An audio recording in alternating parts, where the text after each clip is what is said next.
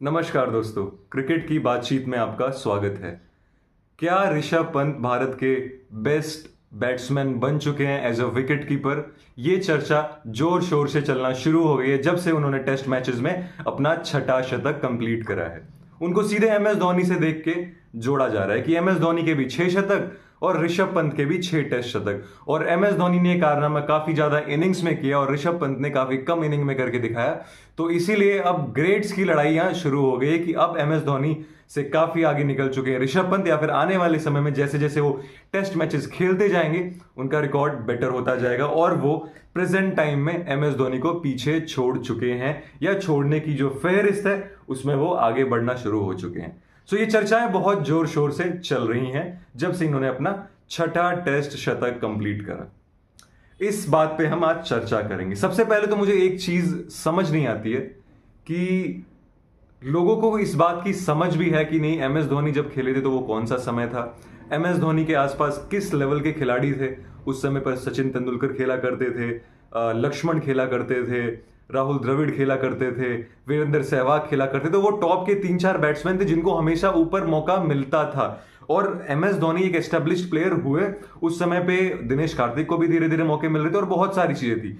तो एक बात तो तय है कि M S Dhoni as a player test में उनका रिकॉर्ड बेस्ट नहीं रहा है। उन्होंने 4,500 के आसपास रन बनाए हैं, 6 टेस्ट शतक बनाया है। और बोलने वाले तो ये भी बोलेंगे कि जो ओवरसीज है, यानी कि मतलब भारत के बाहर की सरजमी में उनका एक भी टेस्ट शतक नहीं है।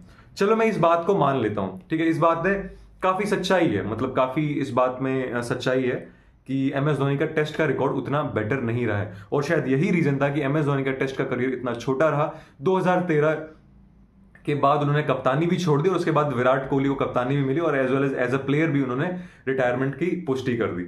बट मुझे इस चीज से थोड़ी सी दिक्कत है कि आप जिस तरीके से कंपैरिजन करने के लिए कूद जाते हैं, तो अगर आप ऋषभ पंत को भी देखें, ऋषभ पंत का भी एक छोटा सा करियर है जिसमें छोटे से करियर के अंदर उन्होंने 6 टेस्ट शतक बना दिया है। अनडाउटेबली वो बेस्ट टेस्ट के विकेट कीपर बनेंगे आने वाले समय में, जैसे जैसे वो टेस्ट मैच खेलेंगे और जिस टेम्पलेट से वो टेस्ट मैच खेलते हैं वो बहुत बढ़िया करेंगे। बट मुझे लगता है कि उनके खुद के आइडियल एम एस धोनी है, तो अपने आइडियल से वो कैसे कंपीट कर पाएंगे? शब्दों में कोई कभी नहीं बोलेगा सचिन तेंदुलकर रिकॉर्ड विराट कोहली तोड़ देंगे, लेकिन वो बोलेंगे कि मैंने तो उन्हीं को देख के क्रिकेट खेलना शुरू किया।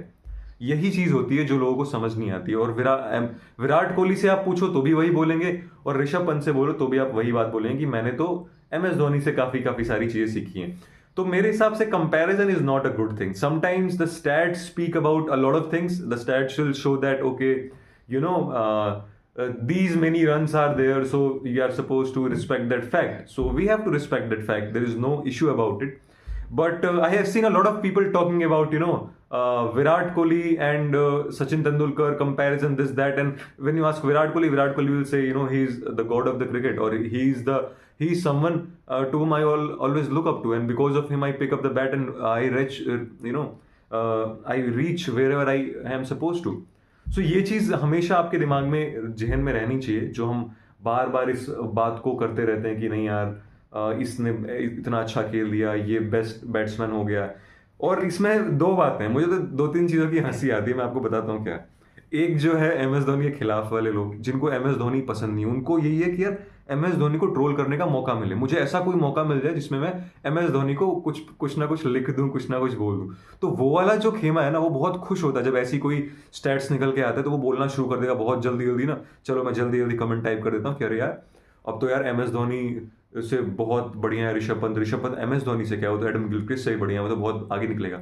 ऑफ कोर्स निकलेगा यार, there is no doubt about it. But then people will start speaking about कि यार ये तो सो दे आर एक्चुअली, वो भरे बैठे हैं कि उनको बोलना ही बोलना है। They have to speak about M S Dhoni, something against about him. तो मेरे हिसाब से यार दोनों भारत के खिलाड़ी, दोनों को रिस्पेक्ट करो यार, दोनों ही हमारे इंपॉर्टेंट है। मैंने एक उनको अजय जडेजा को शायद मैंने ये कमेंट्री करते हुए सुना, जो चीज मैं कह रहा हूँ उन्होंने भी सेम चीज कही कि यार भले ही ये अच्छा कर रहे हैं, इनका टेम्पलेट अच्छा है, लाइफ में अच्छा कर सकते हैं, but there is no point of discussing or comparing these two people, because सिर्फ स्टैट से कंपैरिजन नहीं होता है। ऋषभ पंत को अभी बहुत एस्टेब्लिश होना बाकी है। ऋषभ पंत को बहुत सारी चीजें ऐसी हैं जो आप लंबे समय तक खेलोगे तभी पता चलेगा। एम एस धोनी के 10,000 से ज्यादा रन है वनडे में, ठीक है, और वनडे में भी किसी एक फॉर्मेट में भी इतने लंबे समय तक चल पाना बहुत मुश्किल है। और ऋषभ पंत के ऐसे आप फॉर्मेट्स उठा के देख लो, अभी तो शुरू हुआ है यार, टेस्ट में बेस्ट बन सकते हैं, उससे पहले ही आपने क्या किया, पूरी बातचीत कर दी कि 60 टेस्ट मैच के शतक बना दिए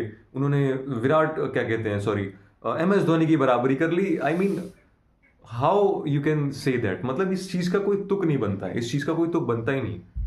वैसे तो किसी को देख के ही आप कोई चीज करना शुरू करते हो, कोई आपका आइडियल होता है, तो आइडियल से ऊपर निकल के क्या हम अपने आप को बड़ा मानने लग जाएं? और ये तो बहुत जल्दी है यार, ये तो बहुत जल्दी है। और ये बात का भी सच्चाई है कि MS धोनी का टेस्ट का ही ऐसा करियर रहा है जो उतना प्रोमिनेंट नहीं रहा है। वो एक बेस्ट वनडे के खिलाड़ी रहे हैं, वो एक बेस्ट कप्तान रहे हैं, एज अ कप्तान उनको आधे से ज्यादा लोग याद रखते हैं। तो टेस्ट में तो उनका सच में अच्छा रिकॉर्ड नहीं रहा है, मैं भी जानता हूँ ये बात। उनके बहुत 6-7 सेंचुरी जिसकी हम बात कर रहे हैं, और उसके अलावा फिर 33 या 34, 33 और 34, the number of 50s he put on.